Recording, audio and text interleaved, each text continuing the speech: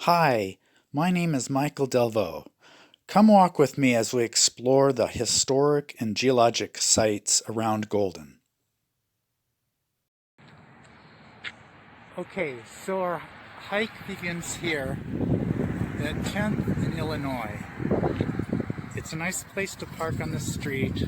We begin by going straight, following Illinois, over on the walking path over Clear Creek to 12th, where we'll take a right on 12th and head west. Okay, let's begin. Remember to wear your mask.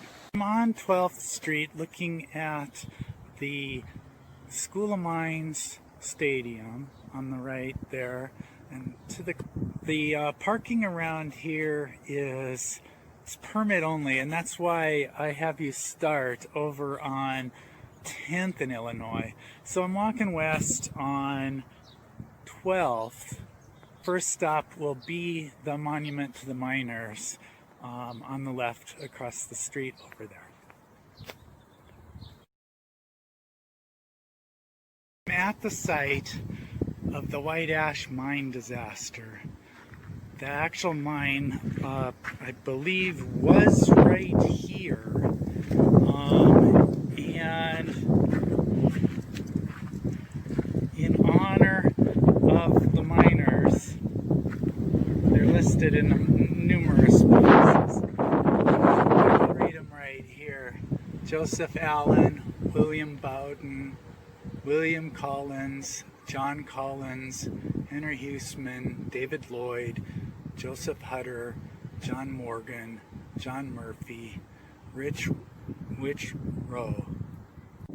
So this is the mine schematic, and this is the White Ash mine shaft, and our miners were working down at the 860-foot level. And at that time there was an abandoned mine called the Loveland Mine, which had been allowed to fill up with groundwater.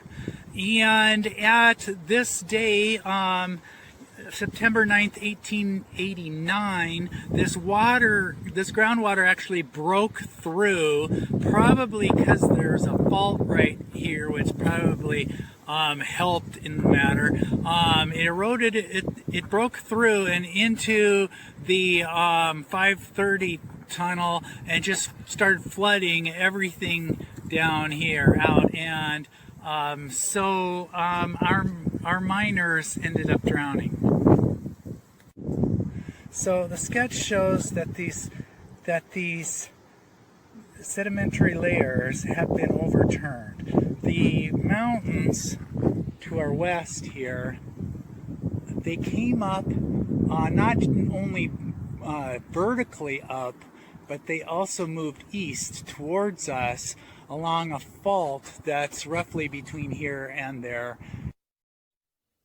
And this movement is what caused the folding of the sedimentary beds.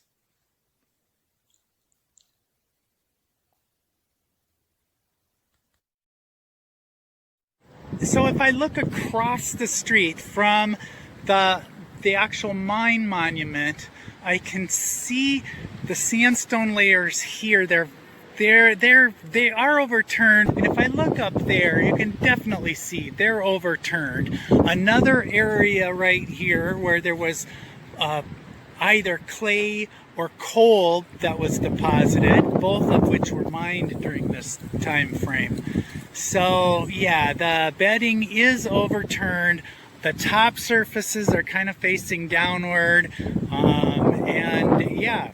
So let's go on. We're going to go up to that outcrop up there, and we're going to follow the trail here, which is mostly cement and some pea gravel. It'll have a switchback, and then we'll get you up to that outcrop over there. What are these sandstone layers telling us? And why was there coal here? What were the events of the ancient past, and how does that entwine with this disaster here? So this is an exciting outcrop. You can see a couple of different things. You can see the dipping strata dipping to the west, and that's shale. And as I move over here, you can see sandstone over there, also dipping to the west. It's eroded along the top, and above that erosion surface is newly deposited debris from erosion of these current Rocky Mountains. So what is this telling us? As I move in closer, so this is a marine shale. It's called the Pierre Shale, and it was deposited in the what they call the Cretaceous Interior Seaway. So about 100 million years ago through 68 million years ago, the continent of North America was divided by this large sea that went from the Arctic to the Gulf of Mexico. So here is that marine deposit, and as I go up section, again these are overturned, but this way is up, we see that it starts to get sandy. So it goes from a shale, which was a fine-grained mud, to a sand, which indicates that I'm shallowing in depth, so that the waves are actually having an influence on the bottom of the sea here and bringing sand over here, and then that sand coarsens upward and gets coarser and coarser, and we even have some blocks here which could be like small landslide deposits underwater, and then still coarser yet sand until we get out here where we get, this is almost as coarse as beach sand. I would say it's as coarse as beach sand along the Gulf Coast. So this here would be the beach. So the seaway did retreat, and that was followed by this beach. So what does that mean? As the beach followed the seaway retreating, what would come behind it? Well, the coastal plain should come behind it. So let's go look at another outcrop further up and see if that looks coastal plain. As the sea retreats to the right, you can see that the adjacent environments of the beach and the coastal plain end up stacking vertically on top of each other.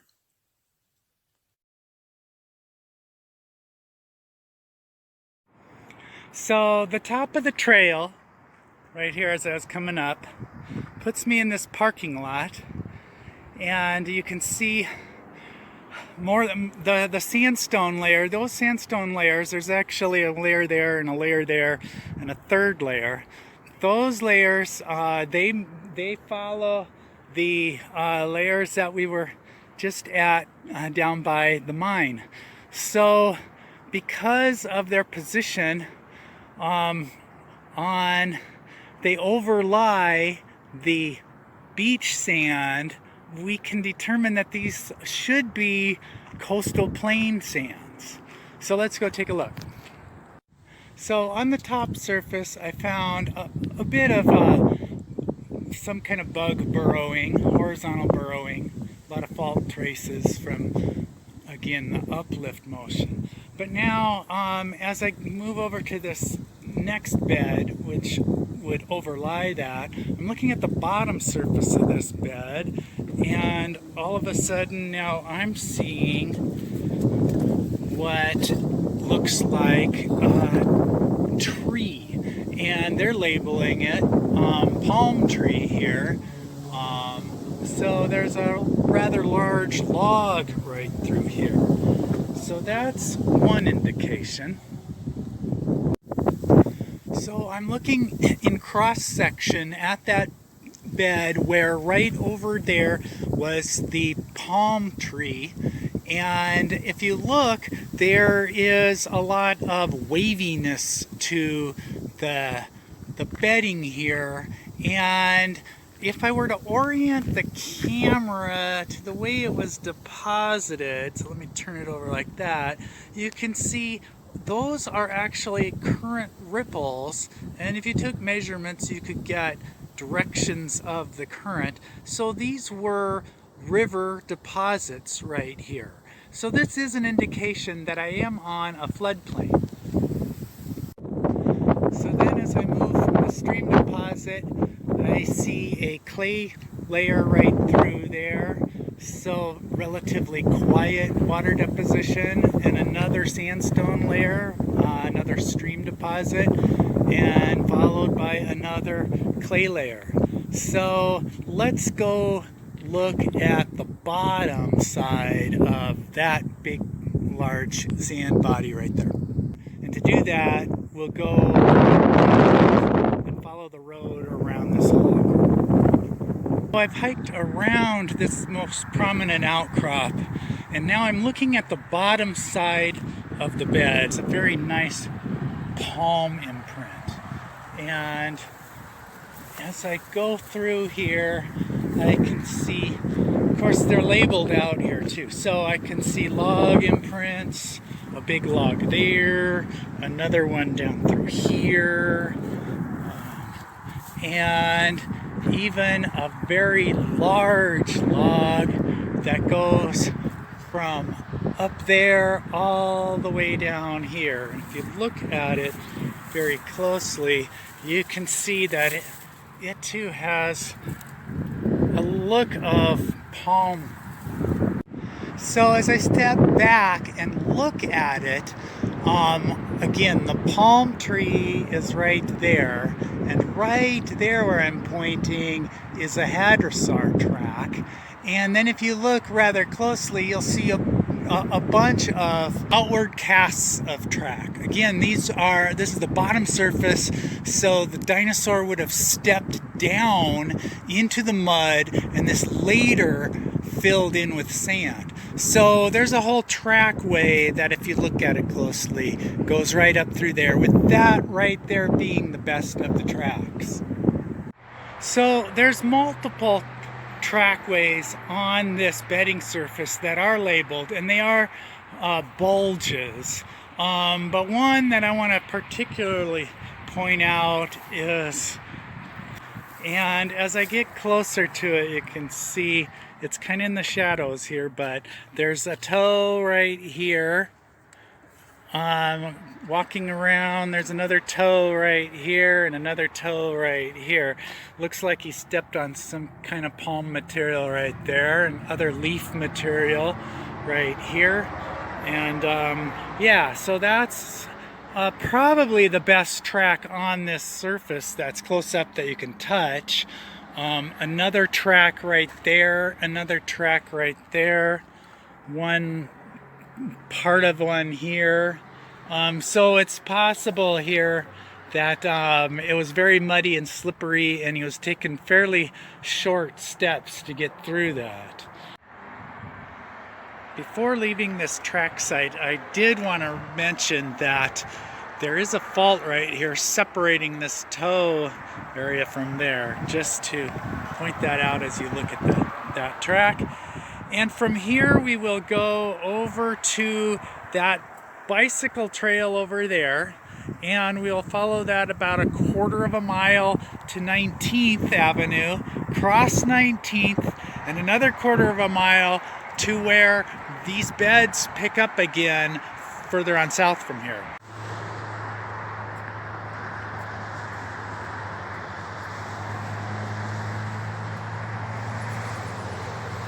We'll leave the bike trail right here and take this dirt path by this information check.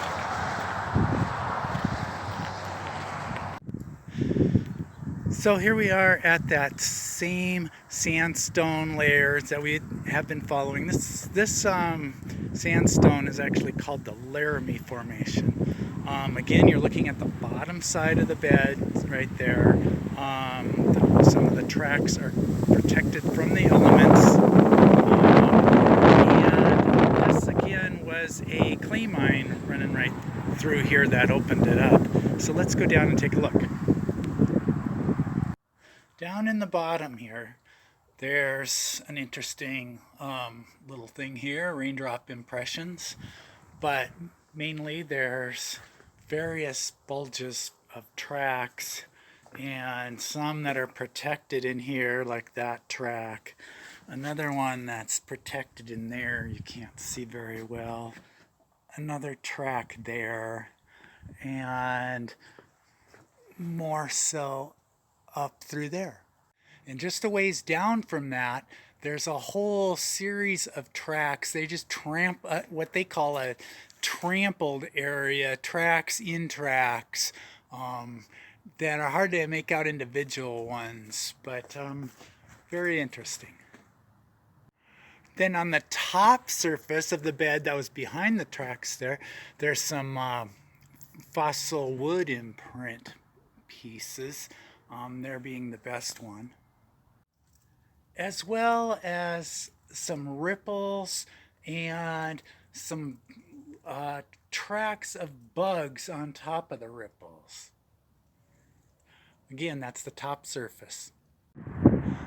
Okay, the trail loops around to one more sandstone bed with tracks as well as some good palm material. Again, that's the bottom side of the next sandstone layer.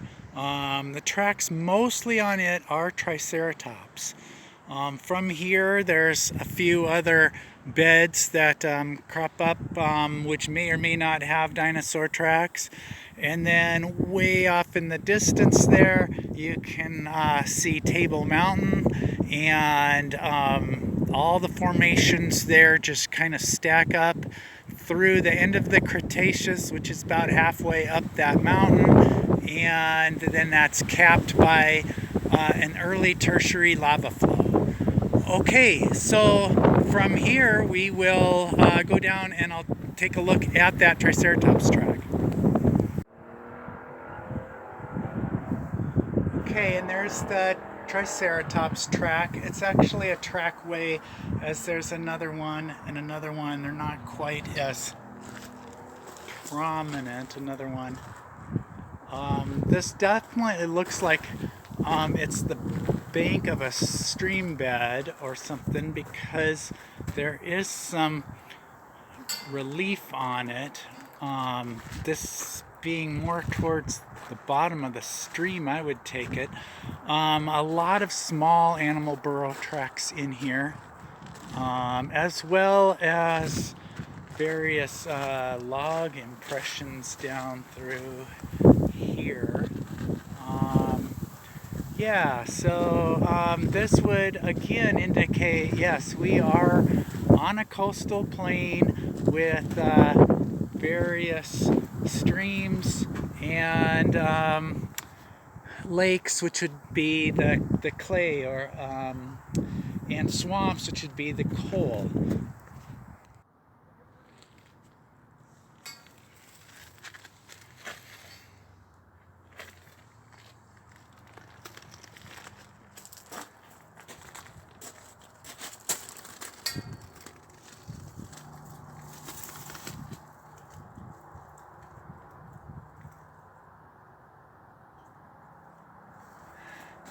Yes, so nice leaves and palm impressions.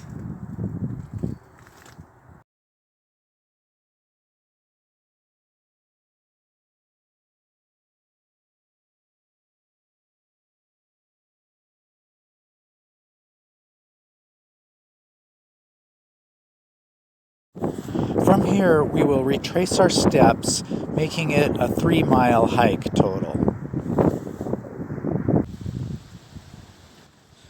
We are back at the mine site, where groundwater is continually coming out of the shaft and draining here. Once low-lying coastal plain filled with tropical plants, rivers, stagnant waters, and swamps. These swamps became coal beds over time. Then, the next 10 million years or so saw the rise of the Rocky Mountains and the subsequent folding of the strata. The coal became a mineable commodity for the settlers in the 1800s. Whether they knew it or not, the miners here were working in the same swamps that dinosaurs were once roaming and splashing around in. A connection of the same location, separated by a vast 68 million years of time. I hope you enjoyed hiking with me.